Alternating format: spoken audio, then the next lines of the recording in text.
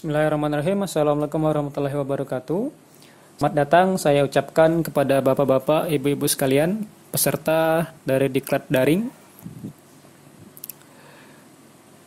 Perkenalkan sebelumnya, saya Septarian Hidayat, biasa dipanggil Rian, yang dalam hal ini akan menyampaikan materi pertama terkait proses ataupun cara pembuatan aplikasi Android. Jadi untuk materi pertama ini adalah materi pengenalan, tahapan-tahapan apa saja, dasar-dasar apa yang kemudian harus kita ketahui. Jadi pertama-tama saya akan sedikit menjelaskan bahwa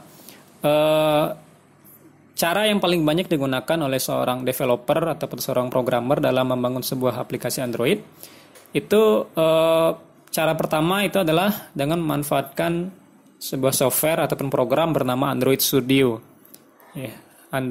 Android Studio. Jadi program ini memang banyak digunakan oleh seorang developer ataupun seorang programmer dalam membangun sebuah aplikasi. Dan ini memang didukung banyak fitur, ya kan, yang sehingga memudahkan bagi seorang developer untuk membangun sebuah aplikasi.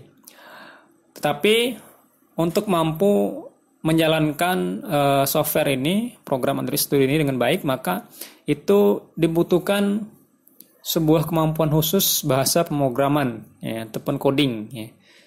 Jadi untuk bisa menjalankan software ini, bapak-bapak, ibu-ibu harus cukup bisa mengerti bahasa-bahasa pemrograman ataupun coding.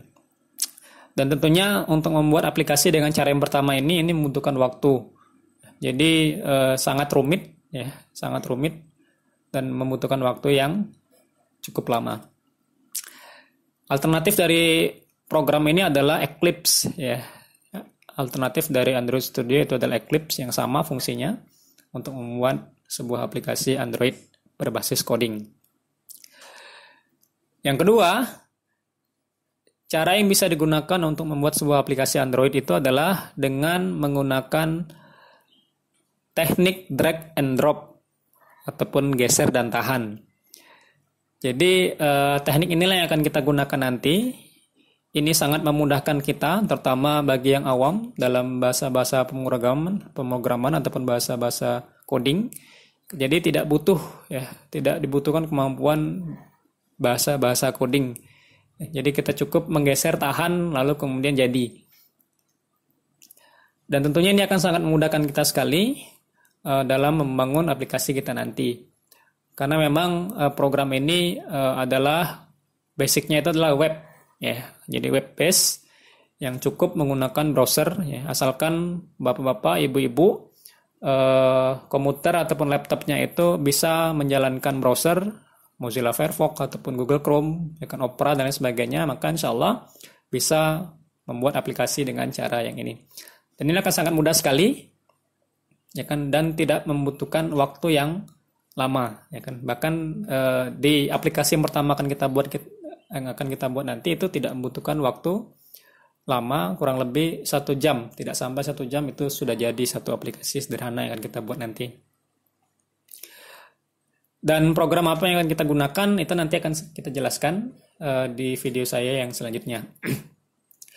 Jadi untuk yang pertama ini saya akan menjelaskan dasar-dasar ataupun basic, sesuatu yang kemudian harus dimengerti oleh bapak-bapak, ibu-ibu sekalian, biar kita paham tentang teknik dasar pembuatan sebuah aplikasi. Jadi tahapan-tahapan yang harus kita lewati untuk membuat sebuah aplikasi itu adalah yang pertama, kita harus membuat sebuah konsep aplikasi yang akan kita buat nanti. Jadi mengapa saya meletakkan konsep ini di bagian pertama? Karena memang kita harus mampu dulu mengerti, memahami tentang konsep aplikasi seperti apa yang ingin kita buat nanti. Jadi kita sudah punya gambaran, kita ingin membuat aplikasi seperti apa sih? Bagaimana cara kita bisa membangun konsep ini? Jadi cara yang paling mudah untuk bisa membangun konsep itu adalah kita memperhatikan aplikasi-aplikasi yang kemudian sudah terinstall di smartphone kita. Jadi coba kita buka, ibu-ibu sekalian, coba dicek aplikasi yang sudah terinstall di HP ataupun smartphone kita.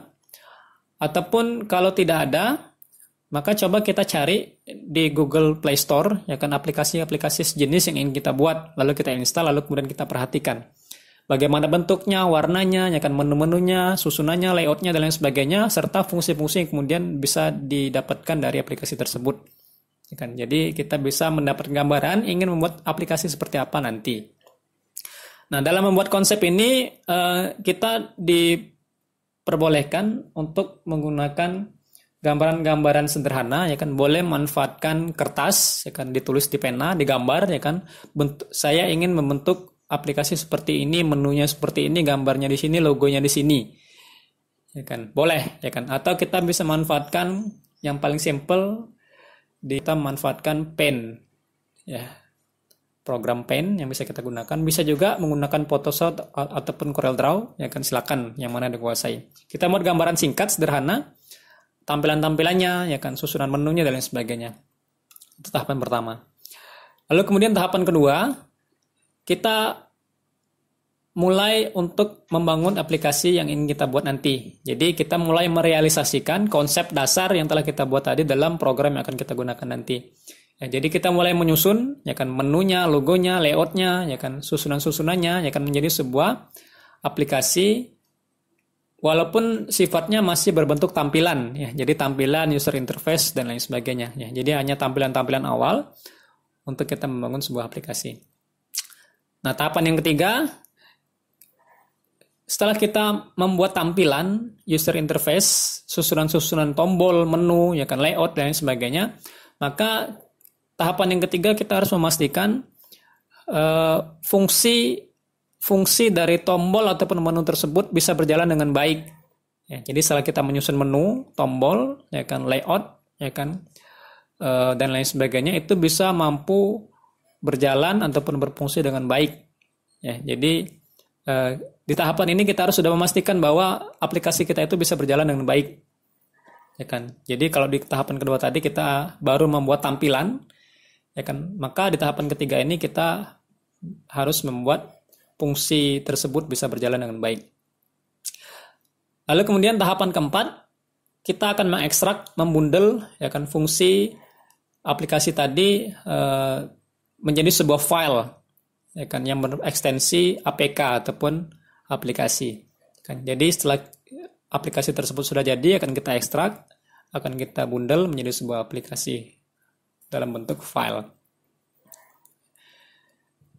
Lalu tahapan terakhir, kita akan menguji, ya, aplikasi yang sudah kita buat tadi, ya kan, dengan ada beberapa alternatif. Ya. Jadi ada sekurang-kurangnya 4 cara untuk kita bisa menguji aplikasi kita nanti, dan tentunya akan kita jelaskan di video-video kita selanjutnya.